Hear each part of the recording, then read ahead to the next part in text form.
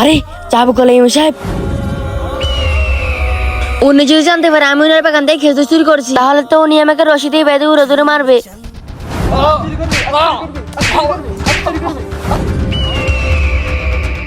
আল্লাহ, তুমি আমাকে এবারের জন্য ইমাম সাহেবের হাত থেকে বাঁচাও। বল তোর হাতে কি আছে? তুই আমার বাগান থেকে কি চুরি করছস? হে আল্লাহ, তুমি আমাকে এবারের জন্য ইমাম সাহেবের হাত থেকে বাঁচাও।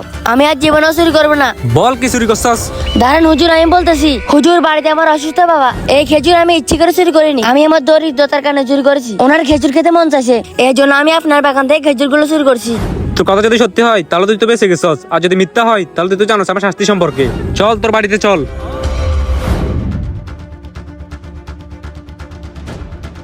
হে আল্লাহ, আমার বাবা তো বেঁচে নেই, আমি তো হুজুরকে মিথ্যে কথা বলছি, এখন আমার কি হবে?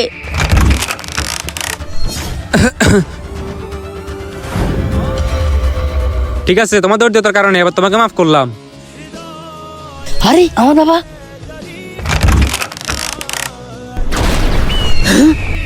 কার কার বাবা বেঁচে আছে কমেন্টে বলে যাবেন, আর ভিডিওটি ভালো লাগলে চ্যানেলটি সাবস্ক্রাইব করে যাবেন।